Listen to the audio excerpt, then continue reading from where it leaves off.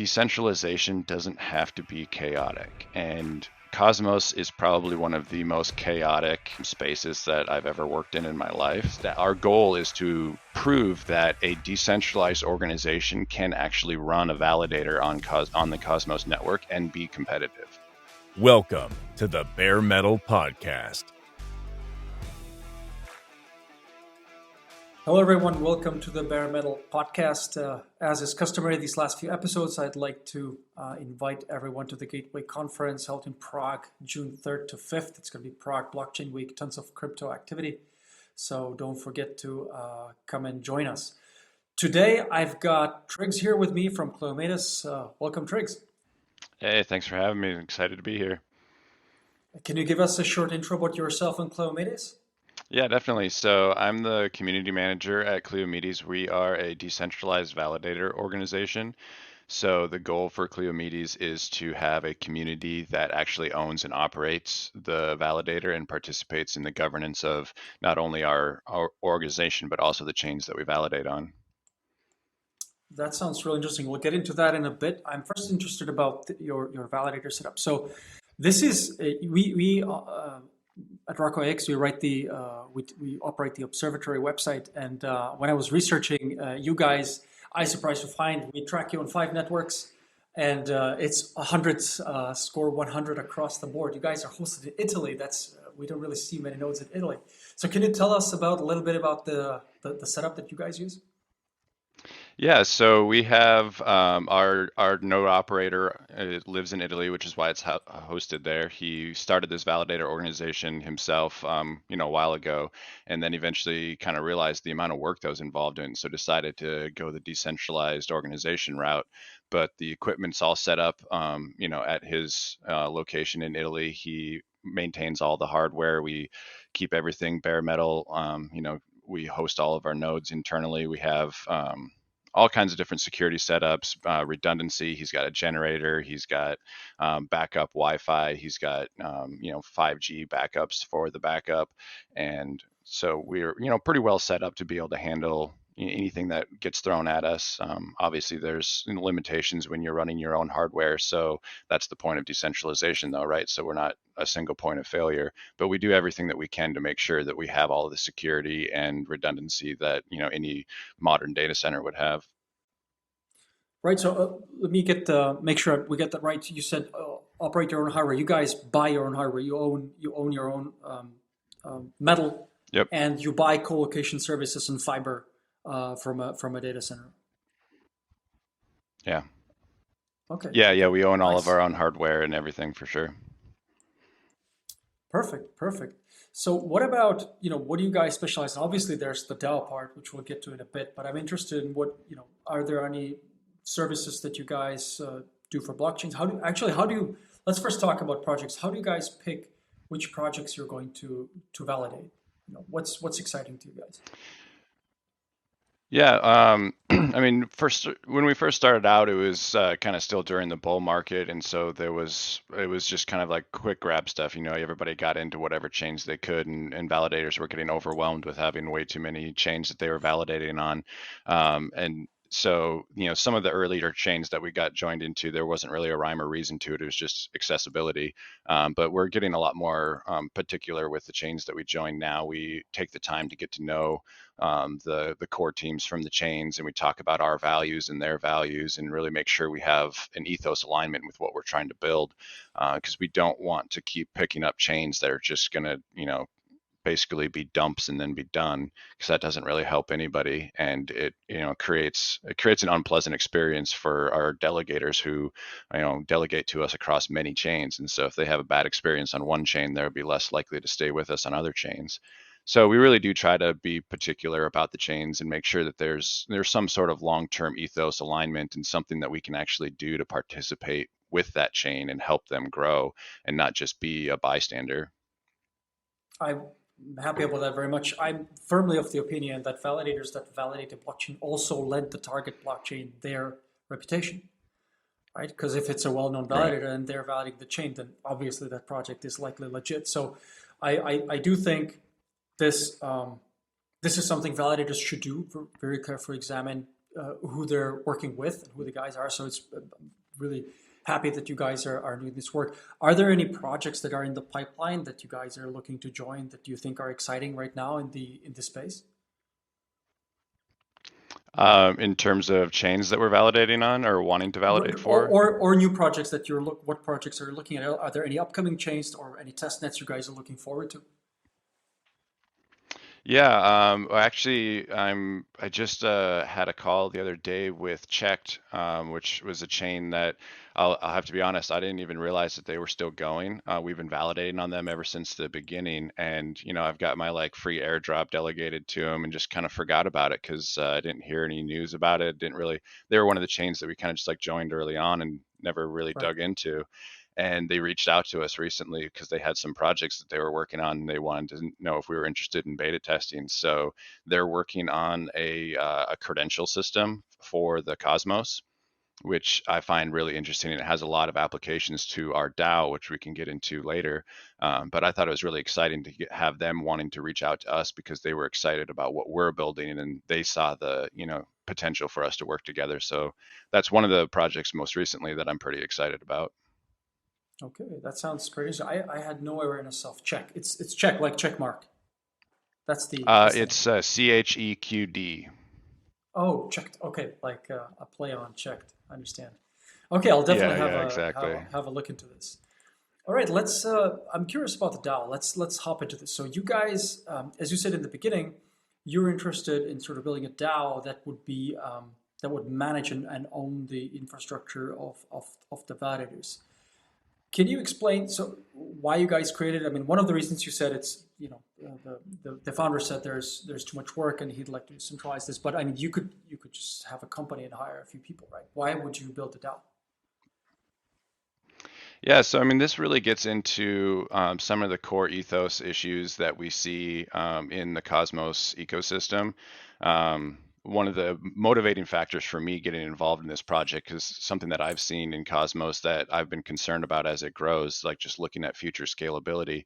The the consensus engine that we use, the Tendermint, and which I guess we're changing the name, but it has this inherent limitation of 200 to 300 validators in the active set, and after you get past that point, the performance is just going to start to drop off. And so this is a hard coded kind of limit that we're going to run into that we're not going to be able to surpass unless we build a new consensus engine.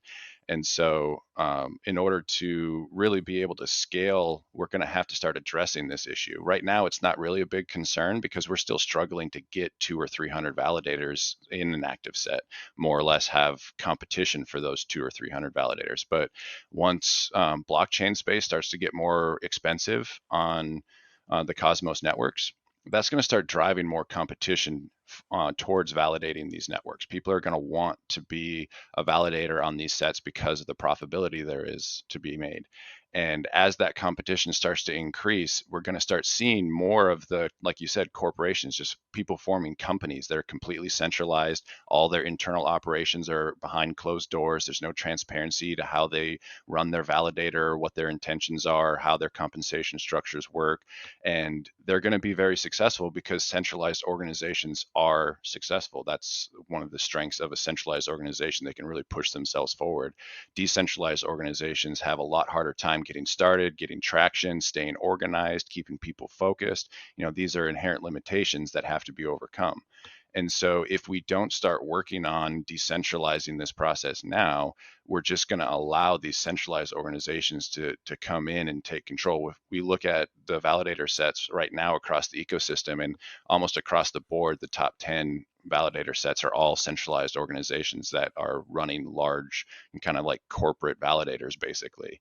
And many of them have great, ethos. Right. They are passionate about things like blockchain transparency and fairness and all this kind of stuff, but it doesn't change the fact that the way their organization is run isn't transparent and it is centralized.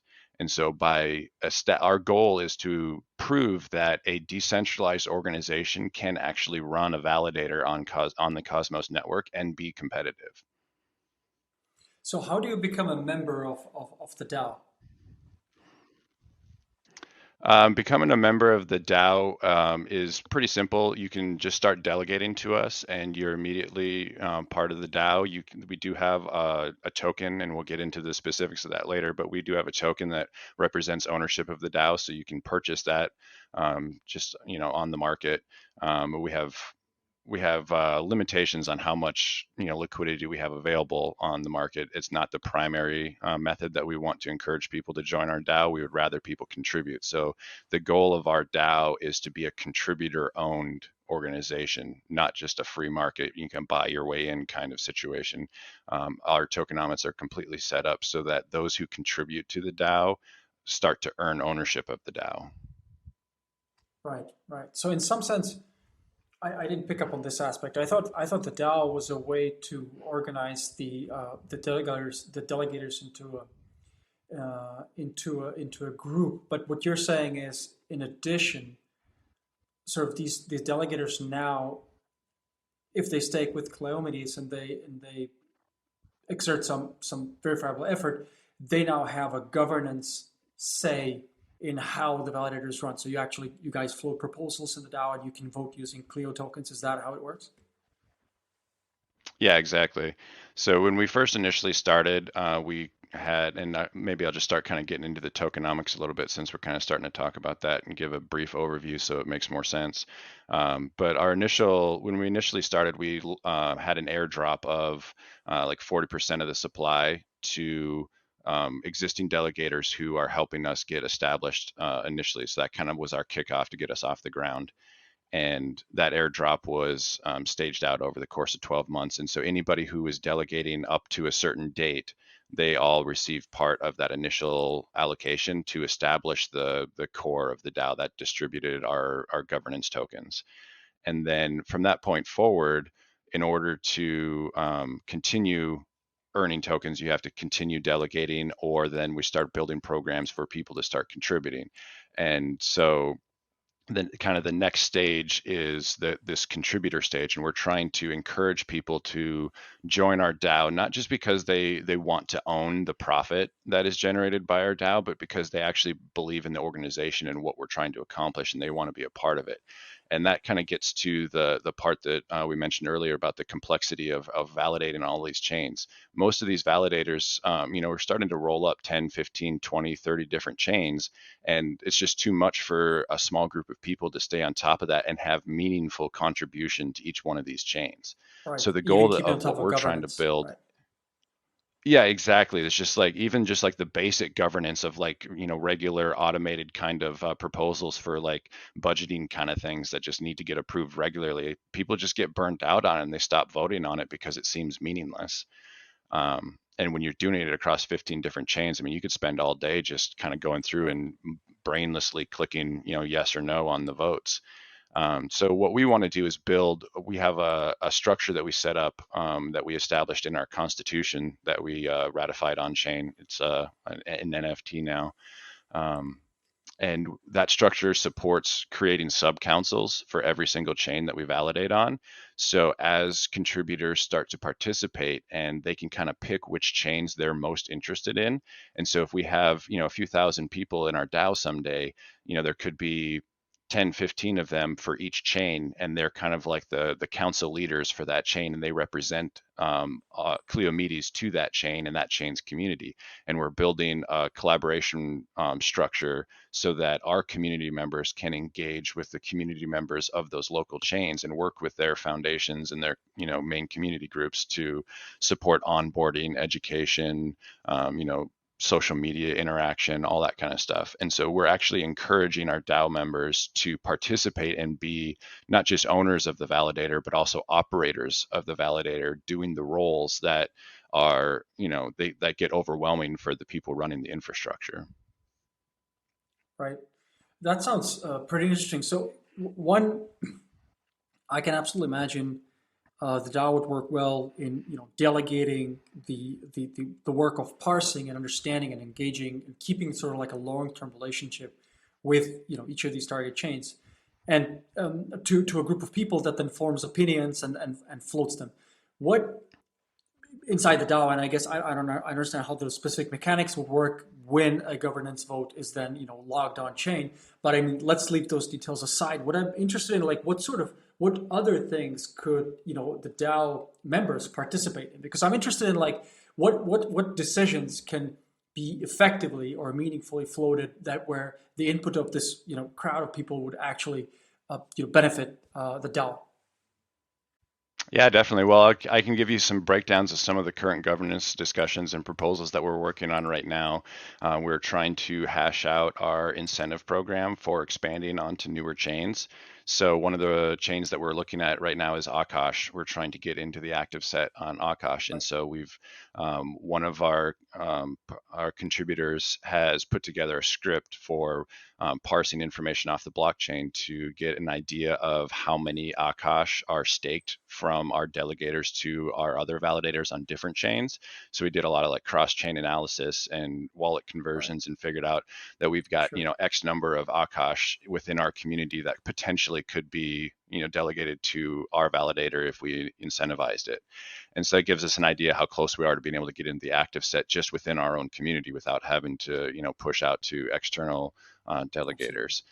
And so we're now developing an incentive program for issuing Kleo as a reward to initial delegators who help us get into the active set. So once we, determine the numbers, the community is kind of providing their feedback and their opinions, and we're trying to hash out, model out the tokenomics and make sure we're not giving away too much of our token for this incentive, figure out what the risks are. So it's a very active, lively discussion. And in the end, we're going to have a proposal that gets voted on that will activate our incentive program and push us into the Akash set.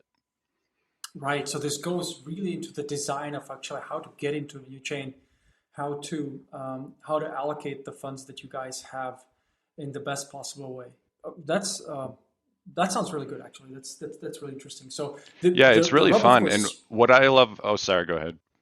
I must No, have a I was little just delay. I interested didn't in mean to like talk over you. you have to um, what you read the challenge. The second challenge here would be, I mean, if that works, that's great, right? So my question is like, how do you guys find members that are actually willing to be engaged, right? I mean, the standard problem is you have all these DAO members and they're just passive. They don't really Right. participate, which is then a small mirror of the problems that big blockchains actually have, right? Where you're so dissociated from the Exactly. specifics, it just feels like you're a bystander. So how do you guys, if it if your team or if members of the DAO can do something as complex as this sounds really interesting. So my question is, how do you guys energize people? How do you foster a sense of community? How do you build the engagement? Yeah, so right now we are in the middle of Crew 3. Well, Crew 3 is transitioning to Zealot. We just got notified. I don't know if that's alpha for them or not, but yeah, we were using Crew 3 to kind of be our initial starting point of that. And we also are using this other tool called Wonderverse, which is like project task management.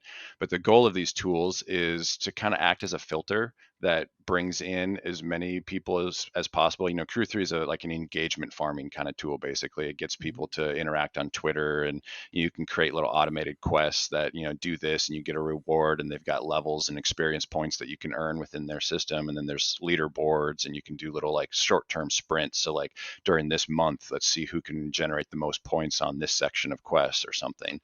And so it gamifies the process of engagement. And So it's a that doesn't screening tool. necessarily build. Yeah, it's a screening tool, right? It doesn't inherently Uh-huh. build high Uh-huh. quality engagement, but it attracts individuals. And so we're specifically using Crew 3 to um, become so, like, the tasks are intended to be so complicated that it encourages people to quit if they're not interested, right? So it's kind of a filtering tool. And if people are really committed, they're going to keep going. And so a lot of people get to like level 5 or 6 or something like that because it's pretty easy. It's just like, retweeting some stuff and reading some things, taking a few quizzes. But then it gets into content creation. And so the next level of quests are all about actually producing content. So like, okay, make a Twitter thread for Migaloo Chain and explain what they're doing with their liquidity hub, or Mhm. make a Medium post that models out this chain's tokenomics, or we assign specific tasks to people to see how hard they're willing to work and how committed they actually are. And that's how we kind of filter out and attract people who want to be an active participant. first time I hear of that. That sounds like a great strategy. You said the tool is called Crew 3? Yeah, yeah, it's called Crew 3. They are transitioning to they're rebranding to Zealot, but most Right. people know it as Crew 3 right now.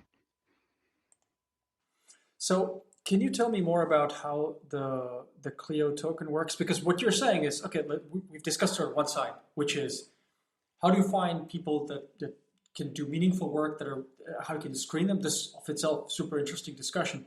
Then the second part of this, once they start doing the work, you somehow want to reward them, right? So I mean, how does the work inside? How does that work inside the DAO? How do you design the incentives? Are these also voted on, or does somebody just like can allocate some Clio for Yeah. specific tasks? Yeah, for sure. It's definitely a growing process, and there'll be a lot of community involvement in developing the specifics around compensation choices. But the general structure, the foundation of it is that we are using our Clio token to separate the profit generated from validating these networks from the responsibility of governance and participation in those networks. So in a traditional validator, the all of the delegation commissions go to the owners of the validator, and they can do whatever they want with those profits. They have no responsibility to the community or to their delegators to use it in any particular way. And that really Right. comes into question in terms of like foundation delegations, right? Foundations are delegating tokens to a validator because they believe that that validator is going to use those profits to benefit the entire ecosystem. But there's not necessarily any inherent accountability to that, other than if the validator doesn't follow through after enough time, eventually they're going to lose the delegation. So the goal for us with our tokenomics was to create a decentralized structure that controls those profits so that we have complete transparency with how they're spent, where they're used, and the community and the delegators, who are all owners of this validator, all get a say in that, instead of just, if you don't like it, you can leave. That's not exactly, a very decentralized approach. It's like an early stage of decent. We're trying to build up towards that next stage of decentralization where people actually have a say in it and they can influence it. So Clio holders can influence how we spend the profits, and they get to decide. We as a core team, we set up a structure. We put up some ratios. We put this amount for this kind of stuff, and set all that up. But it's all open to community interpretation. Anybody can raise up a vote, and if they can convince the rest of the community to support their vote, then they can change the allocation ratios of how those profits are being spent. Right. Yeah, that sounds pretty interesting. So what I also found intriguing is something you've said when we were chatting earlier about the fact that if Kleomedes as an organization uses the funds earned through their commission and actually uses those to reward DAO members, in some sense it could be understood as circumventing this sort of minimum commission requirement, or using part of the commission to increase your reach. This was in all of like the way you guys structure the DAO. I really like that a lot. This is super interesting. I haven't heard of anybody trying to do something like that in the validator space. Maybe it's my ignorance. What's your response to, or what's your thinking around this particular problem? Yeah, definitely. Well, I appreciate that. I think we're one of the few organizations that are trying to build something like this. There's a couple other kind of pseudo DAOs, but we're taking the aggressive DAO approach, aggressive decentralization approach to it. In terms of the validator commission, this is definitely something that was a hot topic when we first released our tokenomics, and it's a valid concern, right? It's something that I personally am very passionate about. And I like to look at the purpose behind the minimum commission rule. Why was that rule put in place in the first place? And from my perspective, the goal of the minimum commission was to create a floor so that low quality validators couldn't basically unnaturally grow their size based on just an incentive. If you can set your validator commission to 0%, it's going to encourage everybody to go to your validator regardless of the other factors because they can make more money. Where at the end of the day, everyone's driven by what's the bigger number. And so if your commission is lower, you're going to get more delegators on average than somebody with a higher commission. But the people with the higher commissions are the ones that are actually contributing to the blockchains. If your validator has a zero commission, then chances are you're not really contributing anything to the validator because you're not getting paid anything. You're just massing up massive delegations. And then eventually these 0% validators just crank up their commission as high as they can and hope that people don't notice and start undelegating. It's like this fleecing kind of process. And so I see the minimum commission as this goal to kind of prevent low quality validators from circumventing the effort and hard work that the higher quality validators are putting in and asking to get paid a reasonable amount of money. I mean, a 5% commission is really not that much. And even like bigger validators that are moving up into the like 7 to 10% commission, at the end of the day, it doesn't actually reduce the delegator's income by that significant of a margin in comparison to the value that that validator is bringing. So for us, it's all about making sure that you're actually bringing value to the chain, and then also that you're not exploiting these incentive programs to try to get an unnaturally large delegation size. So we have a commission structure that we've put in place that is dynamic. And so when we first enter a chain, we allow ourselves to have a lower commission if we aren't able to get out of like the bottom 80%. Like if we're stuck at the bottom of the active set, we'll lower our commission by a percentage each week to try to encourage more delegations to get us up into that like 75th percentile where we're a little bit more stable. And then once we get up into that 75th percentile, our commissions get set at 5% standard across the board, and it stays that way all the way until we get up into like the top 10%. And if we start getting close to the top 10%, then we start increasing our commission each week by a percent until we level out and kind of stay in that healthy range. Because we don't want our delegation weight to ever grow to a point where we're affecting the chain negatively. And then beyond that, if we still continue to grow in that active set, we have a delegation program in place where at a certain point, it'll kick in rewards that start getting delegated to other validators. And so if we start growing too large on a chain and we start making enough profit that we can start delegating that profit to the smaller validators on the set to try to balance out and bring them up so that it balances out the Nakamoto coefficient on that chain.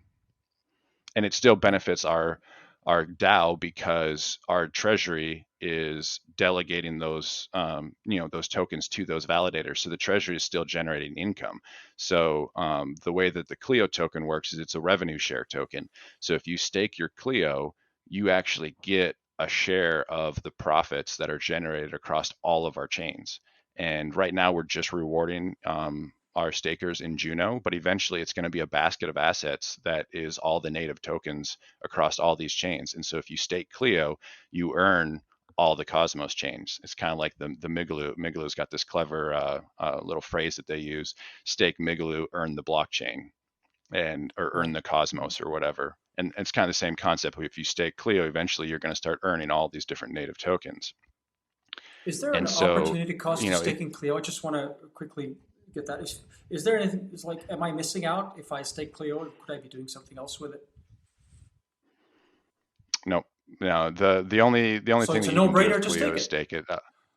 Okay, Yeah, right. exactly. I just want It's to our get that. governance token and it's our revenue share. Yeah, there's a surprising amount of people who aren't staking Clio that are just holding it in their wallets, and I mean they're just traders, right? So if you're a market speculator and you want to be able to Oh, I trade see. the Okay, token, then yeah, sure, you can. That's the opportunity cost, is being able to dump it whenever, because there's like a 21-day unbonding period. So sure. the opportunity cost is if it spikes, you can't dump it. Right, right. Understood. Uh, are you guys validating any chains outside of the Cosmos ecosystem? We have an Ethereum node that's running, which is mostly because we're trying to get into the injective active set, and you have to have an Ethereum node to get into the injective set. It's not funded yet, so it's just, a passive node running, but we are planning on, eventually when our profits are up, we want to be able to fund that node, so we have an active Ethereum node, and we're currently doing a market analysis on other non-IBC chains to see if there's some low-hanging fruit that we could get into. We don't have a ton of capital available right now, so we're not going to be able to buy our way into any of these sets. But if there are other chains, we're definitely very interested in expanding beyond the IBC. But right now, it's sort of it's a fair summary to say Kleomedes is mostly focused on Cosmos at the moment. Yeah, correct. So I'm interested in your take. Cosmos has seen a lot of development and I'm going to say turmoil, starting I guess with Prop 82, going back even more. But that was for me. I felt like Prop 82 was like a big turning point. You guys spend a lot of time thinking about governance, even internally. As affect your validators, your infrastructure, your power to vote. My question would be, what do you think about openness, and inside Cosmos and the ability of the Cosmos ecosystem to sustain discussions which are open and sort of get to the core of the issue? Yeah, there's a multifaceted question here. I think that one of the reasons why we're pushing for the kind of structure that we are is because decentralization doesn't have to be chaotic. And Cosmos is probably one of the most chaotic spaces that I've ever worked in my life. And it's exciting. It's fun. There's definitely challenges with it. And I think that the chaos is it's helping to breed a specific kind of leadership growth in the ecosystem that will help us continue to pursue aggressive decentralization. But the challenge that we're facing is that lack of leadership and organizational structure. There needs to be, like the concept of flat hierarchy is really popular in Web3, and everyone loves this idea of flat hierarchy because nobody wants to have a boss. But the problem that I've faced as someone who's trying to organize DAOs and to try to wrangle these cats that participate is that without leadership, like, people don't want to have a boss, but they also want to be told what to do. People don't want to have to make all the decisions themselves. And so a lot of times we have all these things that don't get done in a DAO. And then somebody comes in and is like, why isn't this getting done? And my answer is always, because you didn't do it. That's the problem that we're facing across the whole ecosystem, is that all this stuff needs to get done, but nobody wants to step up and take ownership of that and get it done. And so by incentivizing organizational structure with like the sub-council system and having, key individuals who are actually passionate about the system, they are going to step up and start taking ownership of these tasks, and they're going to draw other people to them. And so our goal is to develop a full council of people for every chain that are passionate and active in the governance of that chain and are able to summarize that and break it down into smaller chunks and help the average delegator understand the complexities of this situation so everybody can be more well informed and the discussions can stay focused on the actual issues and not just be this constant chaotic arguing of this person's narrative versus this person's narrative. We were trying to help create a little bit of a cohesive structure that facilitates better discussion. So like one of the things that I'm working on to try to help facilitate that is I'm working with Algovera, which they are a blockchain-based AI group.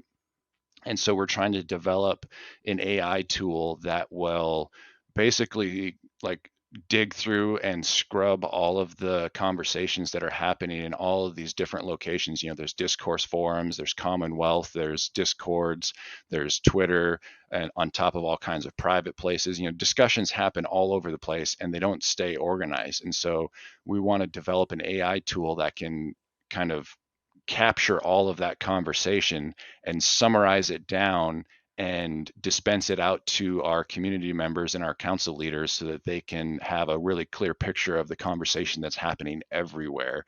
And then, take that information and move forward with, a more clear presentation of all the different facets of each, proposal or discussion that's going on. Definitely very good use of LLM-based AI as evidenced by the likes of ChatGPT today. You touched on an interesting topic, which we have discussed it, which is how do you guys actually organize your conversations internally, right? What's the medium where you guys discuss? Where do you capture knowledge? Because there are two things. There's a flowing discussion, which you don't necessarily, which ideally you may want to just forget in 30 days. And then there is sort of a more permanent record, right? Things that you guys have agreed on, where there is consensus that you want to record and sort of have there, for future reference. How do you guys partition this, and what tooling do you use? Right now, we're unfortunately primarily in Discord because it's the most accessible tool. So a lot of stuff happens in Discord. We try to keep it pretty organized.